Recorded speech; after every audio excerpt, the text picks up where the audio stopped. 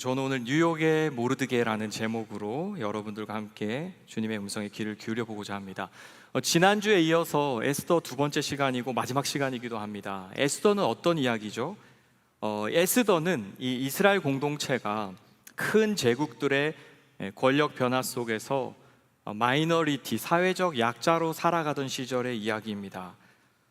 구약의 역사를 좀 아시는 분들은 좀 감이 오시죠?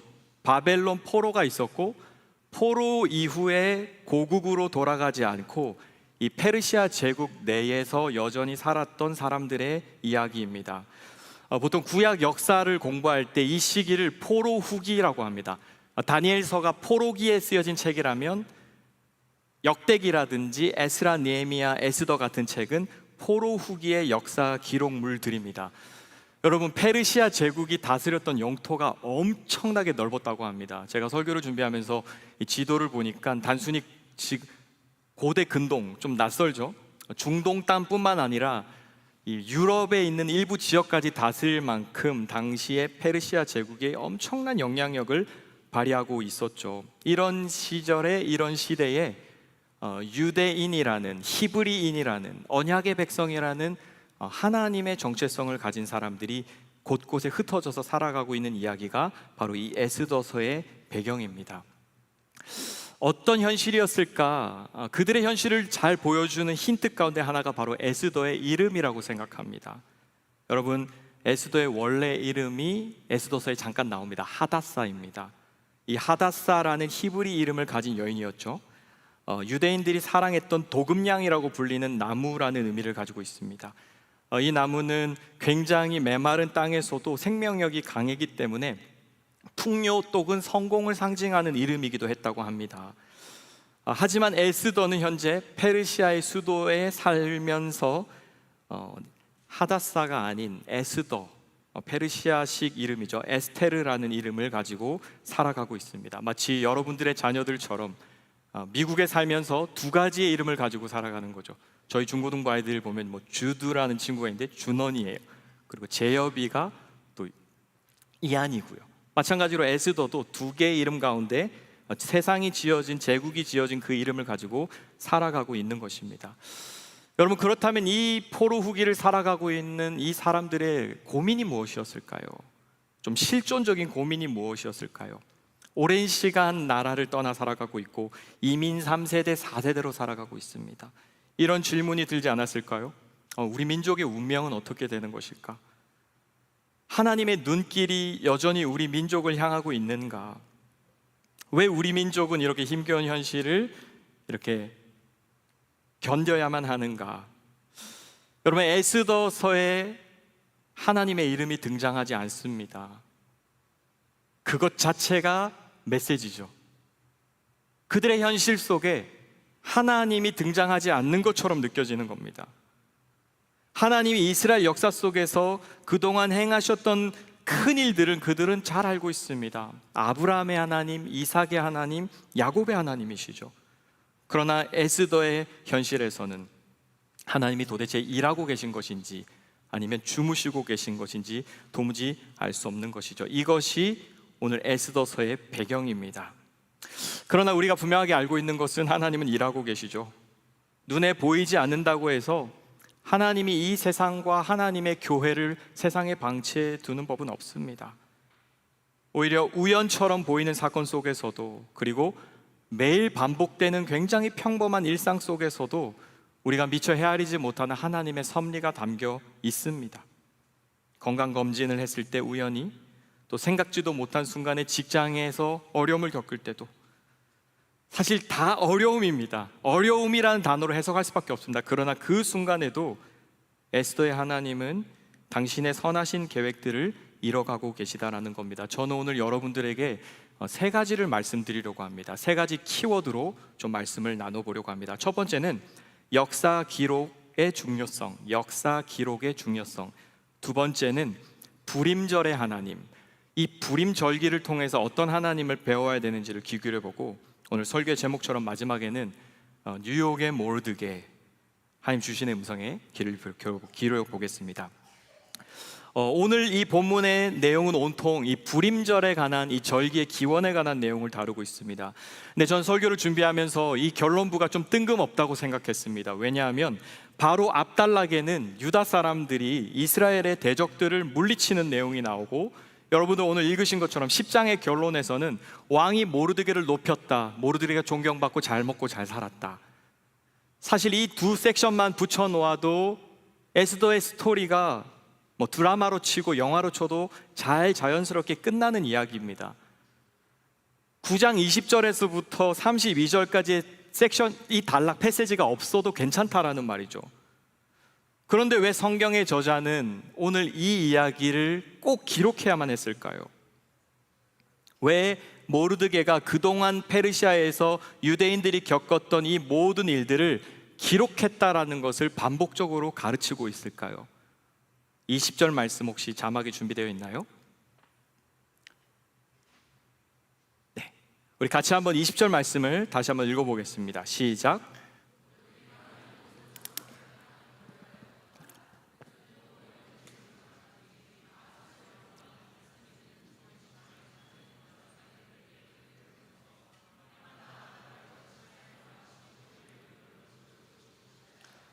이외에도 이 비슷한 구절이 많지만 제가 한 구절만 더 읽어보겠습니다. 29절 말씀 보시면 아비하일의 딸 에스더 왕후는 유다 사람 모르드게와 함께 전권을 가지고 두 번째로 편지를 써서 불임절을 확정하였다.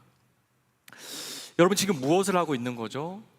자신들이 경험한 이 놀라운 역사를 잘 기록하고 있습니다. 모르드게와 에스더가 자신들이 경험한 역사를 그저 자신들의 일상의 해프닝으로 감추지 않고 영원토록 후손들이, 아이들이 기억하도록 기록하고 공유했다라는 것입니다. 아까 말씀드렸던 것처럼 페르시아의 영토가 엄청 넓었는데 그 곳곳에 편지를 써서 일일이 편지를 발송한 것이죠. 여러분, 이 장면에서 중요한 동사가 기록하다라는 동사입니다. 여러분은 혹시 일상을 기록하시나요? 얼마 전부터 저희 딸아이가 일기를 쓰더라고요. 근데 굉장히 기특하게 보고 있어요. 왜냐하면 스스로 쓰는 거고 잠자기 전에 꼭 쓰더라고요. 그래서 어쩔 때는 제가 침대에 먼저 누워있고 아이가 책상에서 혼자 일기를 쓰고 있어요. 아이가 불을 끄고 자러 가는. 매일매일을 기록하고 있습니다. 의미가 있겠죠. 그렇다면 하나님의 역사를 기록한다면요, 여러분, 우리의 말이라는 것은 흔적도 없이 사라지는 것입니다. 그런데 우리의 글은 우리의 경험과 우리가 직접 겪은 사건을 보존해 줍니다. 일종의 역사 교육인 셈이죠. 만약에 저와 여러분의 일상의 일들을 기록하지 않는다면, 중요한 일을 우리가 기록하지 않는다면 아마도 시간이 지나면 대부분 희미해질 겁니다. 지금 월드컵 시즌입니다. 월드컵도 기록이 있기 때문에 의미가 있죠. 누가 언제 골을 넣었고 몇 년도에 누가 골을 몇 골이나 넣었고. 근데 여러분, 기록이 없으면 이렇게 재밌진 않을 겁니다. 이런 점에서 모르드게와 에스더는 이 페르시아 제국에서 하나님께서 행하신 놀라운 일을 그들의 삶의 영원한 축제가 되도록 기록하고 있다는 것입니다. 사실 성경은 온통 하나님이 행하신 일들에 대한 기록물입니다. 구약과 신약에서 하나님은 두 구원의 사건을 기록해 주셨죠. 구약의 가장 대표적인 구원 사건은 이집트에서 노예로 살던 이스라엘 공동체가 모세라는 지도자와 함께 탈출한 이야기입니다. 잘 알고 계시죠? 절기 만들어 주셨습니다. 유월절을 만들어라, 지켜라, 대대손손 지켜라. 하나님이 보내신 그 죽음의 천사가 애굽에 있는 모든 장자를 죽인 바로 그날, 하나님의 백성들은 어린 양을 죽여서 자신들의 텐트, 집, 문지방에 피를 뿌렸습니다.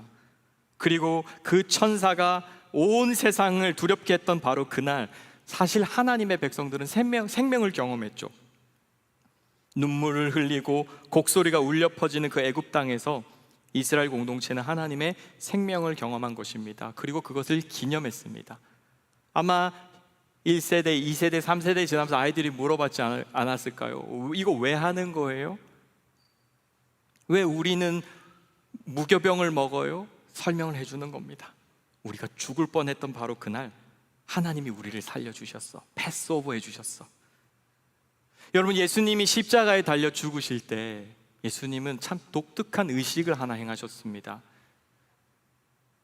여러분, 예수님이 정말 아무것도 하라고 하신 게 이렇게 이거 지켜야 돼 하신 게 별로 없습니다. 그런데 당신이 떡을 떼어 주셨던 일, 그리고 당신이 포도주를 나눠 주셨던 그 일은 영원토록 반복하고 기념하라고 했습니다. 너희가 이 떡을 먹으며 이 잔을 마실 때마다 주의 죽으심을 그가 오실 때까지 전하는 것이라. 구약에 유월절이 있다면 신약에는 십자가 성만찬의 사건이 있습니다. 오늘날에도 매 주일마다 성찬식을 하는 교회들도 있습니다. 이유가 무엇일까요? 한번 기억하고 말아야 되는 사건이 아니라 매일 매순간 기억해야 되는 사건이죠. 그 떡을 먹고 피를 마시면서 나의 정체성을 다시 한번 확인하는 겁니다. 어제는 4th of July였습니다.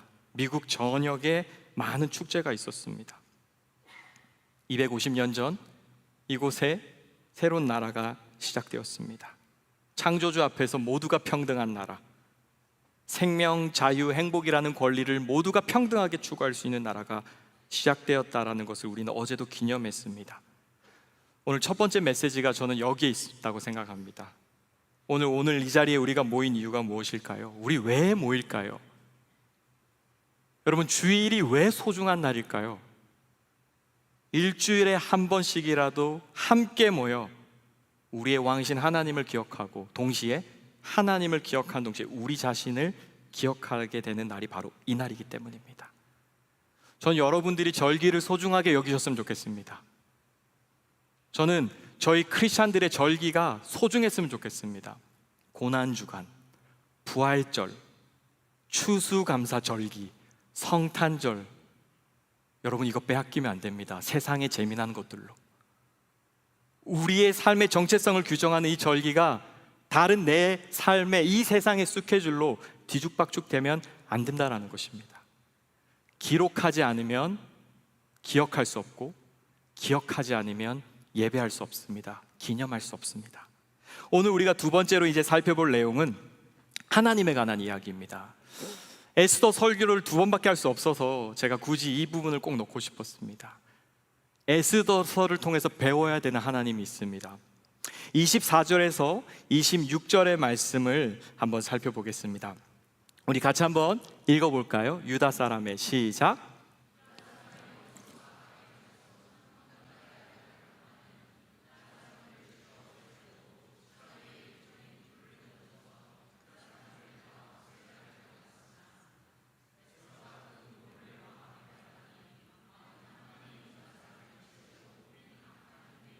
하만 자신에게로 돌아가도록 하고 하만뿐만 아니라 그의 모든 아들까지도 장대에 매달도록 글을 써서 조서를 내렸다. 그래서 주사위의 일종인 부르라는 말을 따라 이 날을 두 날을 불러서 부림이라고 하였다. 여러분, 부림절이 무엇이죠?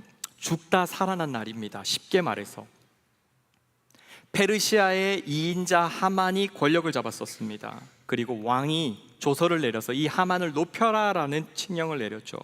모든 대중들이 하만이 지나갈 때마다 절을 했습니다. 그런데 한 유대인 평범한 남자가 목을 꼿꼿이 세웠죠. 여러분, 자존심 싸움을 한 것이 아닙니다. 기분 나빠, 절 안 할 거야, 그거 아니었습니다. 하만과 모르드게의 긴장은 이스라엘 역사 내내 이어져 왔던 긴장이었습니다. 여러분 기억나시나요?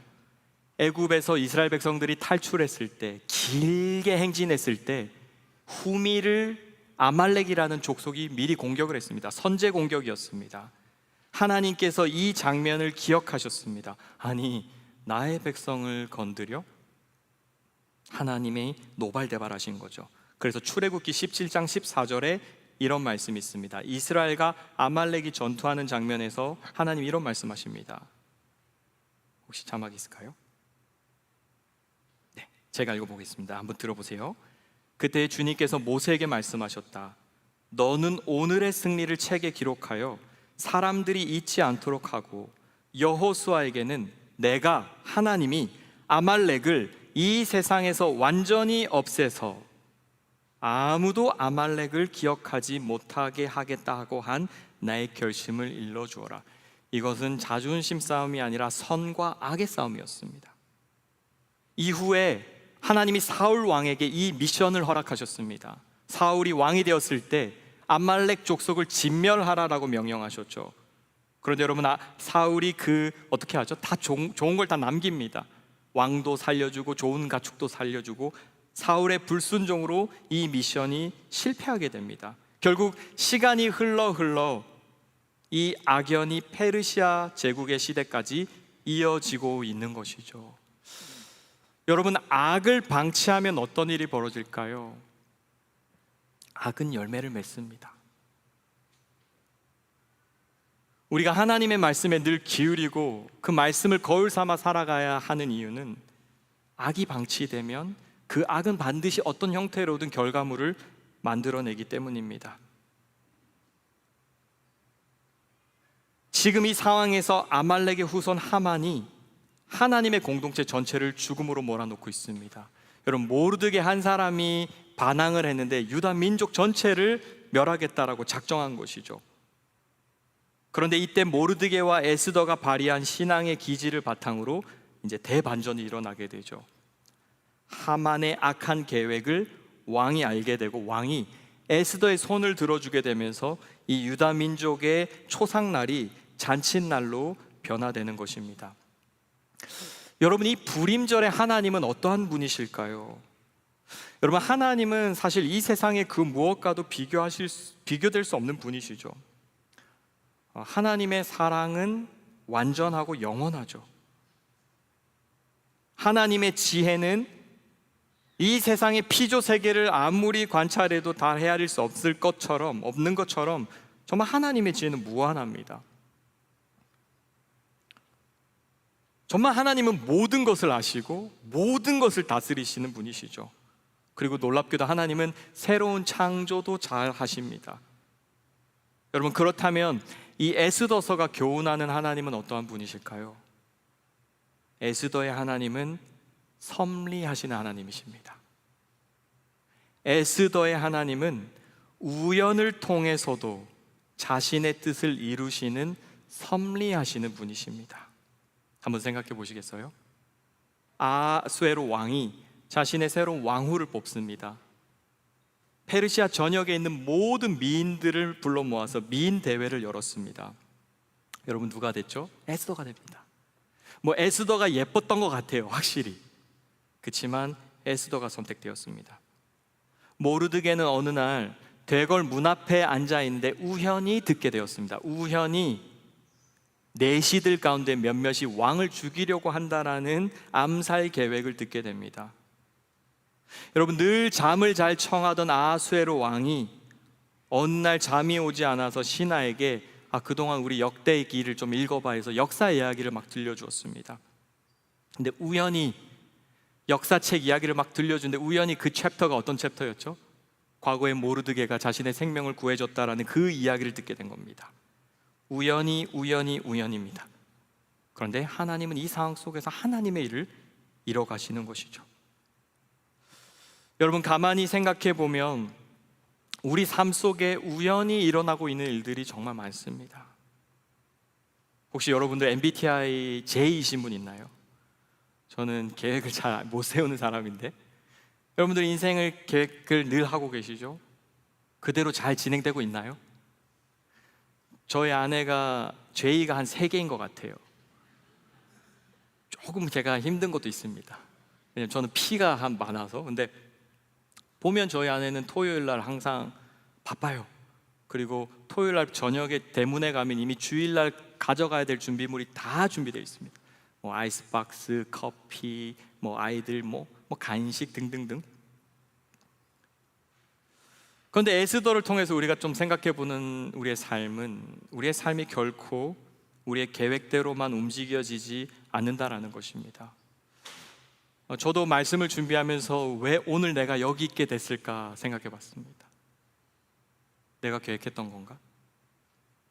저는 아버지가 군인이셔서 굉장히 많은 지역을 이사하면서 살았습니다. 그리고 제가 태어났던 곳은 강원도의 화천이라는 정말 시골 깡촌이었습니다. 춘천도 아니라 여러분 화천입니다. 산부인과가 없어서 저희 어머니가 출산을 하기 위해서 춘천에 산부인과가 대대 한 개 있었다고 합니다. 춘천 산부인과. 혹시 같이 그곳에 태어나신 분이 있으실까요? 저는 단 한 번도 미국에서 공부를 할 유학을 전 한 번도 생각한 적도 없고 꿈꿔본 적도 없고 계획한 적도 없습니다. 걸어오다 보니 왔던데요.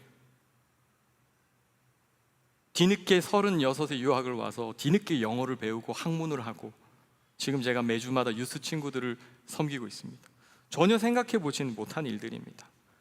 그런데 우리의 삶을 곱씹어 보면 사실 우리의 삶 속에는 우리가 계획했던 일보다 하나님의 섭리 속에 이루어지는 일들이 훨씬 더 많다라는 것입니다. 아마 저보다 나이가 더 많으신 인생의 선배님들은 충분히 더 공감하실 거라고 생각합니다. 나이가 들어갈수록 삶이라는 것이 나의 계획대로 흘러가지 않는구나. 계획하지 않아도 된다는 교훈이 아닙니다. 더 깊은 교훈이 있죠. 내 계획대로 흘러가지 않아도 더 좋아집니다. 그게 하나님의 일이죠. 내가 원하는 거가 이루어지지 않아도 괜찮다는 굉장한 위로의 메시지입니다. 여러분, 잠언의 16장 1절에 이런 말씀이 있습니다. 계획은 사람이 세우지만 결정은 주님이 하신다. 잠언 16장 9절 말씀, 사람이 마음으로 자기 앞길을 계획하지만 발걸음을 인도하시는 분은 주님이시다. 그리고 오늘 에스더와 직접적으로 연결되는 말씀이죠. 부르, 제비란 뜻입니다. 잠언 16장 33절, 부르는 사람이 뽑지만 그 일의 결정은 하나님이 하신다. 여러분, 제비 뽑기는 고대 근동의 흔한 방법이었습니다. 전쟁에 나갈 때도 아마 이방 왕들은 제비 뽑기를 했을 겁니다. 어느 날짜에 할까요? 출전할까요? 하만도 큰 꿈을 가지고 자신이 믿는 이방 신에게 제비를 던졌을 겁니다. 주사위를 던져서 유다인들의 장례식 날짜를 받은 것이죠. 여러분, 진짜 흥분되지 않았을까요? 안 그래도 모르드게 제 때문에 기분이 확 상했는데 제비를 던졌더니 12월 13일 아달월 13일이 나온 겁니다.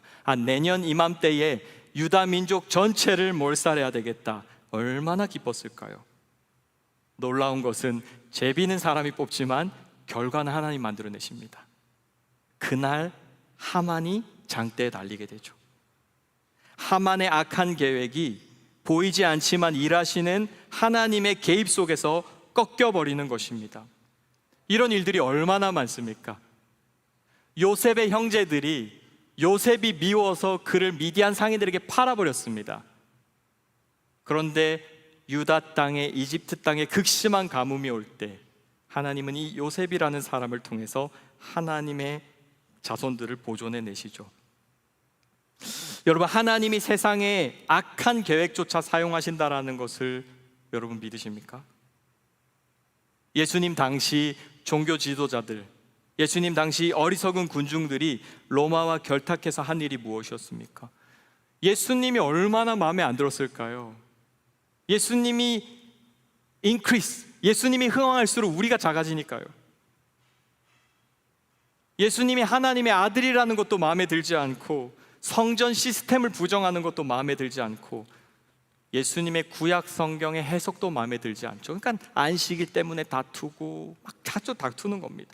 마음에 드는 게 하나도 없습니다. 그래서 예수를 로마 제국에 거짓말로 팔아 넘겨버립니다. 이 예수라는 청년은 굉장히 위험한 청년입니다. 이 사람 빨리 제거해야 됩니다. 여러분, 하만이 했던 일과 당시 종교 지도자를 했던 일이 똑같습니다. 거짓말로 하나님의 백성들을 고발하고 죽여버리려고 하는 것이죠. 참 역사가 놀랍습니다. 반복됩니다. 살인범 바라바와 죄가 없는 예수가 종교 재판을 벌입니다. 여러분, 그거 아세요? 복음서 읽어보시면 빌라도도 알았습니다. 이 사람에게 죄가 없네. 모두가 알았습니다. 죄가 없어. 근데 그 재판의 결과는 바라바였습니다. 근데 또 하나님이 일하십니다. 제비는 사람이 뽑지만 하나님은 하나님의 일을 해내십니다. 이 악한 계획을 통해서 하나님이 십자가의 구원이라는 놀라운 승리를 일궈내시는 것이죠. 여러분, 누가 하나님의 지혜를 감당할 수 있습니까? 누가 하나님의 섭리를 넘어설 수 있을까요? 여러분의 삶에 실패가 있다 한들 하나님의 섭리를 막을 수 있을까요? 여러분이 탕자처럼 세상에 나가서 막 방황을 했습니다. 그런데 하나님의 섭리를 막을 수 있을까요? 하나님이 여러분들을 자기의 아들로 불러내신다면요. 하나님은 페르시아 제국 아래 살아가고 있는 이 자기 백성들을 정말로 병아리 돌보듯 따뜻하게 돌보고 계신 것입니다. 여러분, 여전히 세상에는 악이 존재하고 또 때로는 악이 흥왕하고 승리하는 것처럼 보입니다. 저도 이곳 뉴욕에서 유스 친구들과 사역을 하다 보니 계속 이런 것들을 더 많이 발견하게 되는 것 같습니다. 진리를 교묘하게 어그러뜨리는 세상의 가치관들, 요즘 미디어가 워낙 발전하다 보니까 미디어 속에 들어가 있는 좀 악한 문화들, 비뚤어진 생각들이 세상에 참 많습니다. 그러나 에스더의 하나님은 우리에게 이렇게 위로하고 말씀하시는 겁니다. It's okay. 그것이 괜찮다라는 것이 아니라 그럼에도 불구하고 하나님은 하나님의 일을 해내시는 것입니다. 하나님은 하나님의 자녀들을 세상 속에 절대로 방치하거나 유기하지 않으신다라는 겁니다. 여러분, 불임절은 지금도 지켜지는 유대인들의 큰 축제일입니다. 불임절만큼은 유대인들이 술에 잔뜩 취합니다. 내년 2, 3월에 한번 보시겠어요? 이 뉴욕의 유대인들을 보십시오. 그날만큼은 코스프레를 하고 하만 분장도 하고 모르드게 분장도 하면서 역사 속에 우리가 진멸당할 뻔했던 그날이 하나님의 생명의 역사하는 날이었습니다. 불임을 지금도 지켜내고 있죠. 저와 여러분의 불임절은 언제일까요? 예수 그리스도께서 골고다 언덕에서 악에게 패배를 당해 주신 그날 우리의 불임이 시작되었습니다. 3일 동안 죽음에 머무셨고 다시 살아나셔서 악을 선으로 정복하셨습니다. 유대인들에게 불임절이 있다면 저와 여러분에게는 부활절이 있는 것입니다.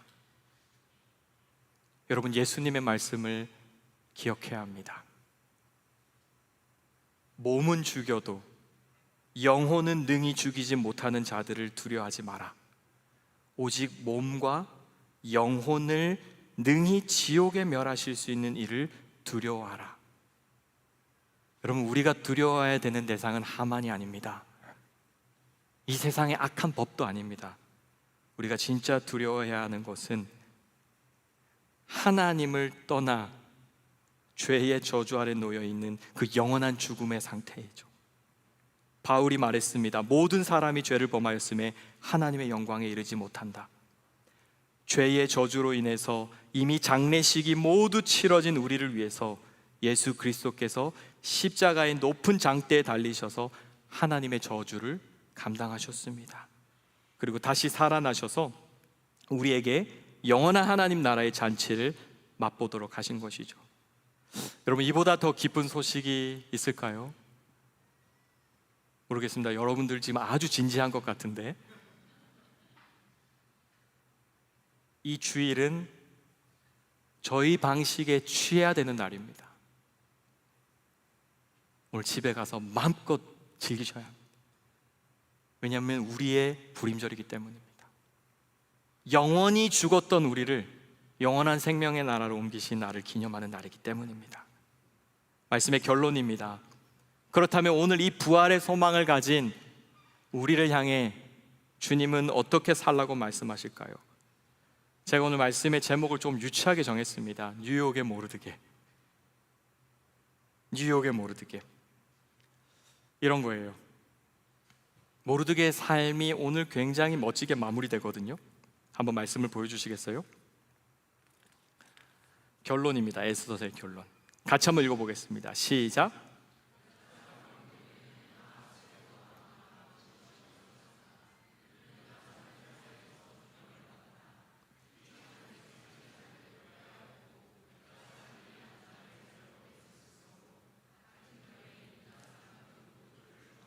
여러분, 이게 전체 에스더서의 결론의 말씀이잖아요. 근데 저의 눈길을 끌었던 부분은 모르드게가 자기 백성이 잘 되도록 꾀했고 유다 사람들이 안전하게 살도록 애썼다.